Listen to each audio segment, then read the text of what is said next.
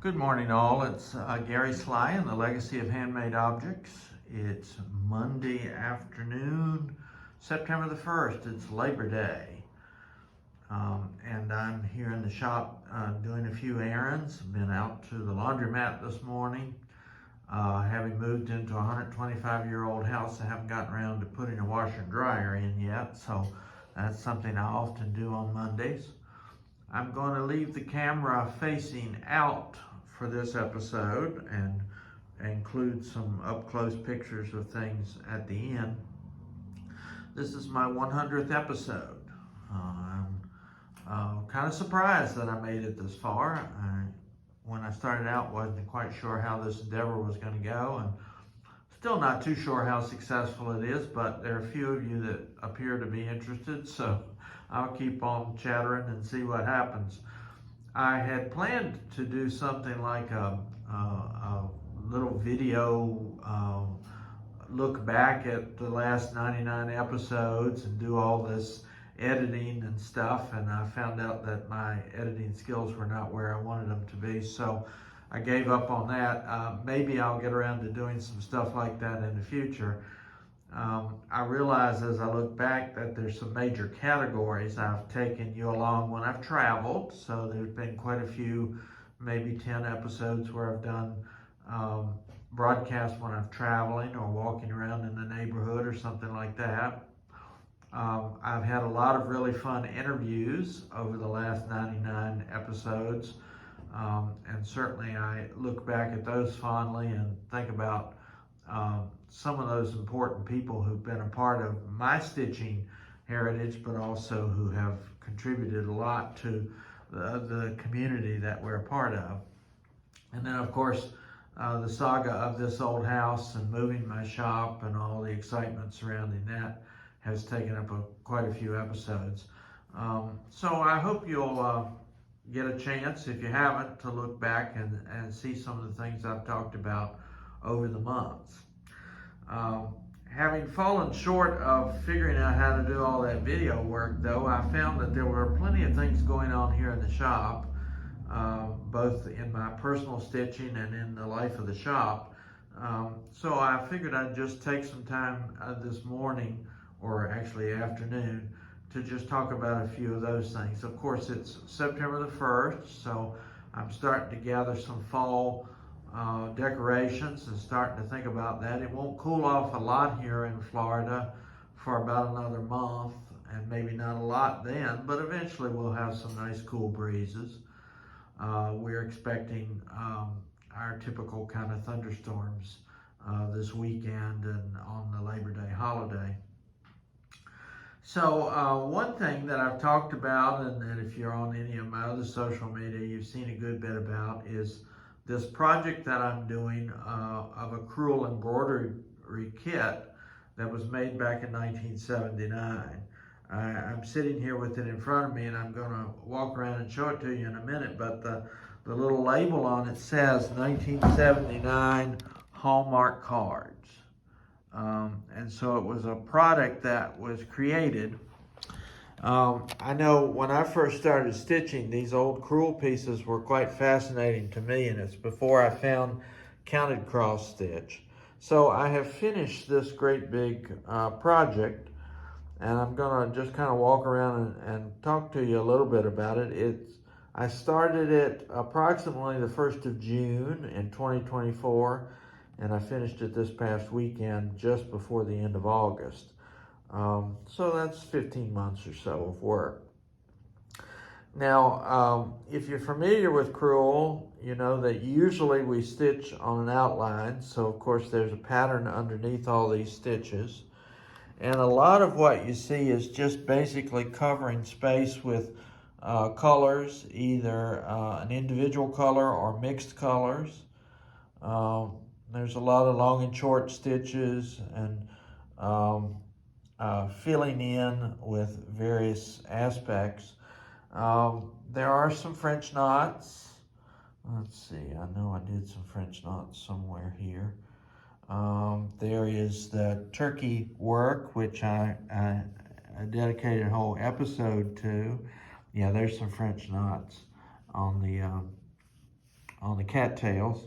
I found out after I finished everything that I should have done these up here using a bullion stitch, which some of you might be familiar with, but the print was hard to read and I missed it, and so I decided I'd leave it as it is.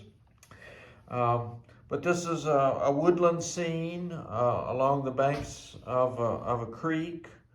And what really fascinates me about crewel, and what did when I first worked on it, was how lifelike you can make your stitches look. So there's a frog and a duck. I'm not sure all these creatures would sit around next to each other in real life, but I think it's kind of cool. A kingfisher and a butterfly. Of course, the big raccoon in the middle kind of dominates this piece. Then we've got, I forget what that is, quail, bunny rabbit. Just finished the hummingbird, so you can see the beautiful colors there, and the little chipmunk.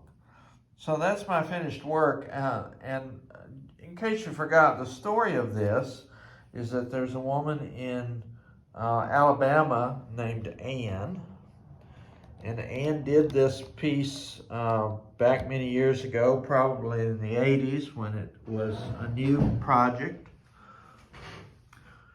Somewhere along the line, her son inherited or took possession of the piece, and she's not been able to get it back.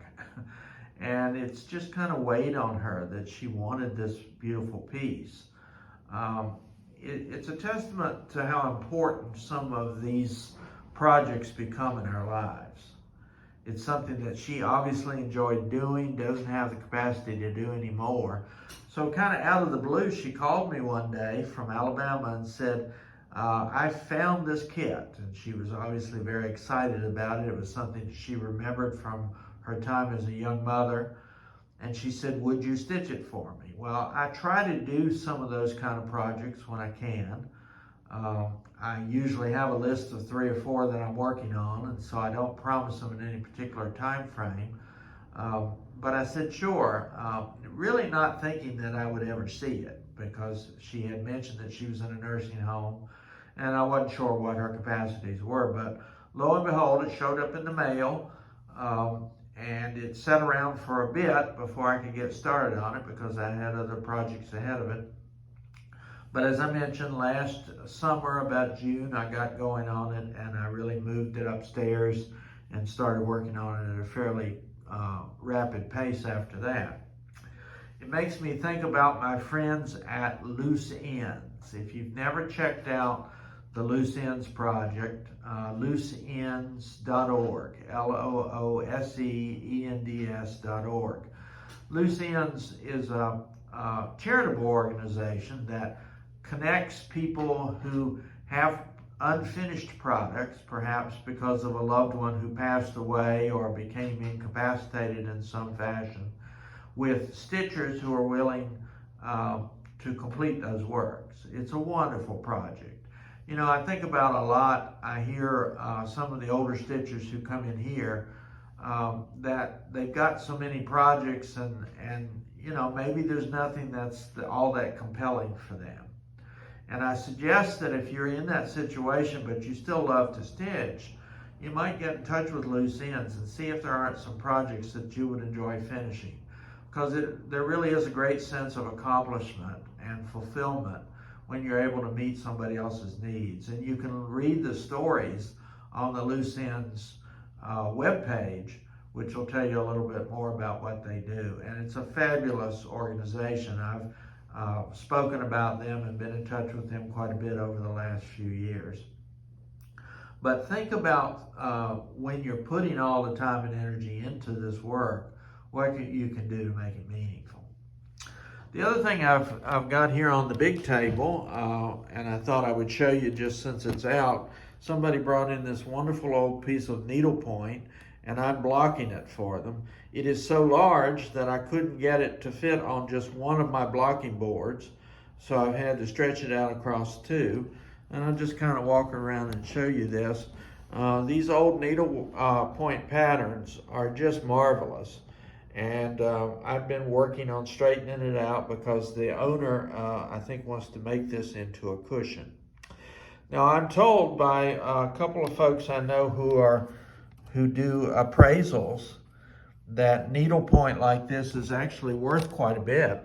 One appraiser told me that your needlepoint for insurance purposes is appraised at $50 a square inch. So you got a pretty valuable piece of needlepoint here. Not to say that anybody's necessarily going to hand you that amount of money, but somewhere along the line somebody has put value on the amount of hours and the supplies that it takes to do needlepoint. What I do is simply wet the canvas and then kind of systematically go through and try to straighten out the edges so that when the nails come out later, it'll be something that can be either framed or finished off and used in a project.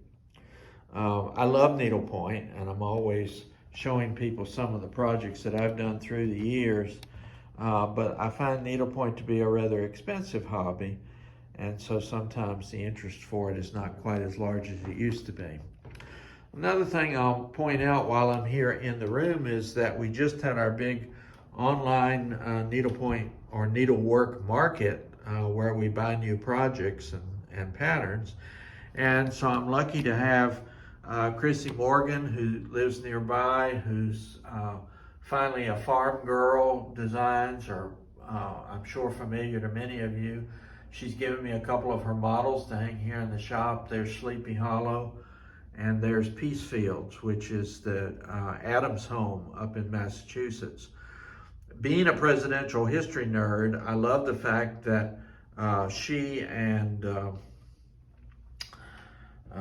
who else is she working with? Twin Peaks Primitives are doing a series on presidential homes. And so not only do they have these wonderful samplers with the homes on them, but they've done images of the presidents and the first ladies. Chrissy is also pretty well known for a couple of other of her series. Matilda is her wonderful little mouse that you see there. So you've got Reindeer Matilda, and you've got Matilda and her boyfriend in the patch. Beulah is her witch figure, and you've probably seen them. And then she's got this wonderful design reflecting Swedish heritage, the Christmas Dala horse. So it's always fun to see what the designers are coming up with brand new, and those are some new things that I have here in the shop.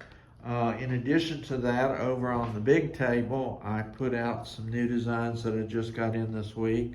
There'll be more because they're beginning to arrive in the mail. This is not a new design. Cooler Classics often takes old designs and reissues them. And so here's a wonderful Pledge of Allegiance as we think about the coming 250th anniversary of the country and those sorts of things.